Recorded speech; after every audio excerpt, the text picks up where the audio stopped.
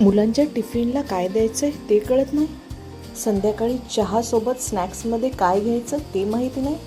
चला तर दाखवते नवीन रेसाची गरे घेतली आहे. आता आपण याच्या सगळ्या बिया काढून घेऊयात.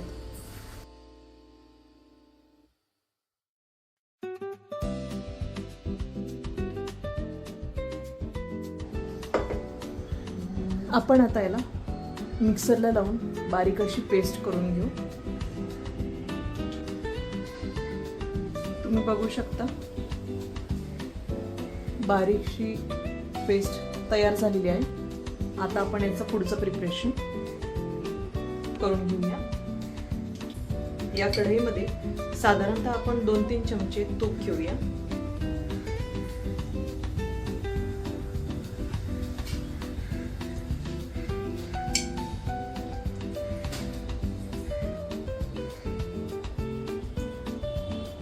इलायची,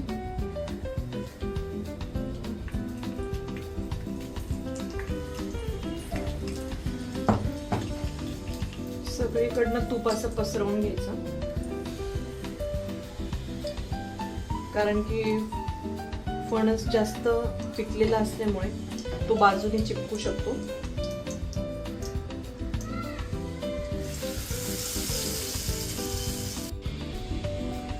सुरुवातीला आपण याला 5-1 मिनिटं आधी शिजवून घेऊ आणि मग त्याच्यामध्ये साखर टाकू.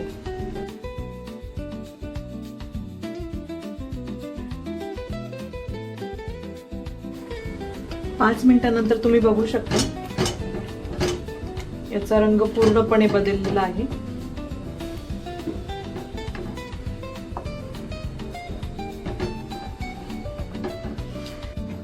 या स्टेजला आपण याच्यामध्ये 1.5 वाटी साखर घेऊ.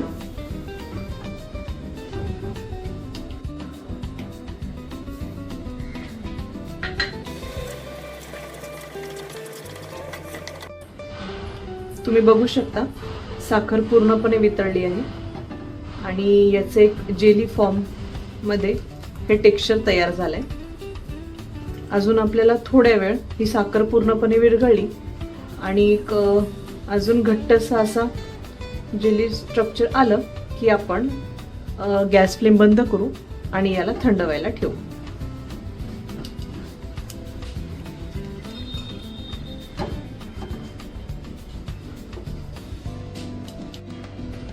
अगदी अशाच प्रकारे तुम्ही फणसाचा म्हणजे जॅकफ्रूटचा जॅमही बनवू शकता. फक्त ॲडिशनल मध्ये त्याच्यामध्ये 1 स्पून जेलेटिन टाका आणि ओव्हरनाईट त्याला सेट होण्यासाठी राहू द्या.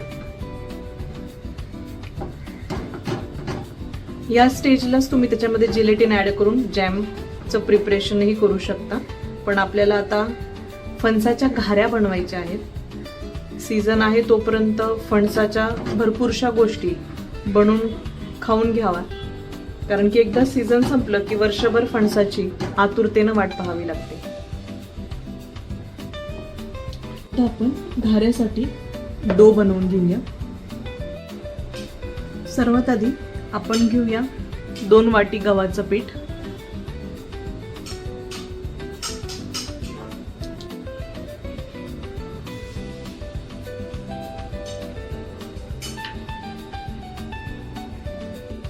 आणि यामध्ये आपण बनवलेला फणसाचा जेल ऍड करूया.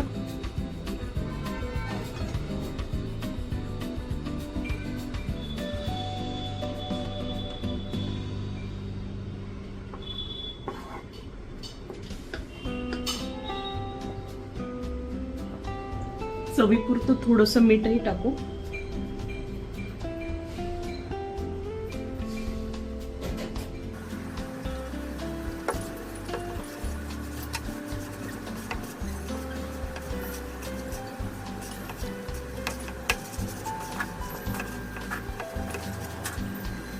आपण ह्यामध्ये आता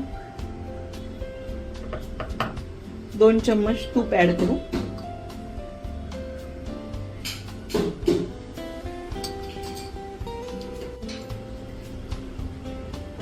आणि याला व्यवस्थित मळून घ्या. सिंपलचा गोळा घ्यायचा, तो असा या बटर पेपरवरती, ग्रीस केलेल्या बटर पेपरवर ठेवायचा आणि लाटण्यानं लाटून घ्यायचं. डायरेक्ट लाटू नका लाटण्याने, बटर पेपर ठेवाच, कारण की हे जास्त चिकट असल्यामुळे ते एकतर लाटण्याला लटकेल नाही तर फुलपाटला लटकेल.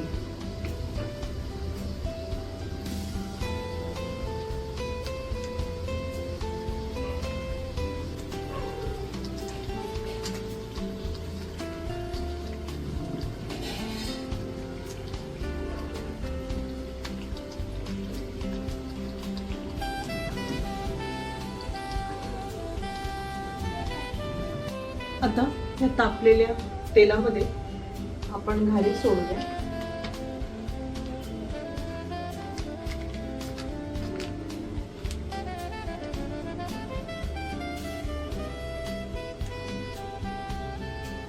हळूवार सोडायची,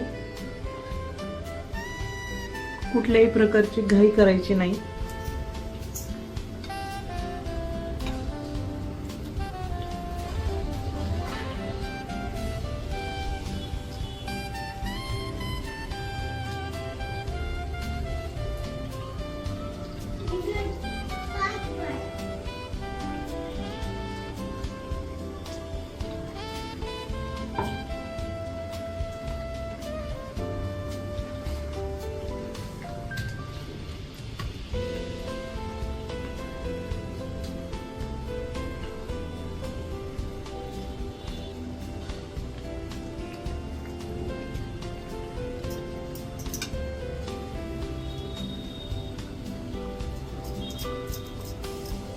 अशाच प्रकारे सगळ्या घाऱ्या बनवून घ्यायच्या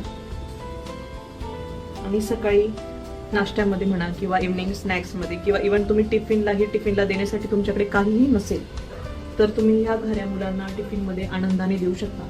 हेल्दी आहे, होममेड आहे आणि मेन म्हणजे आईच्या हातच्या प्रेमाने बनलेला आहे.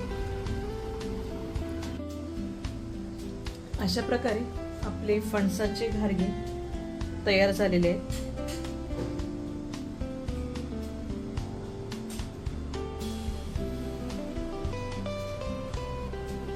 एकदम सुंदर, जेवढं हवं तेवढंच गोड आणि फ्लेवरफुल. मुलं असे जर फणस खात नसतील तर तुम्ही फणसाचे घारगे नक्की ट्राय करा.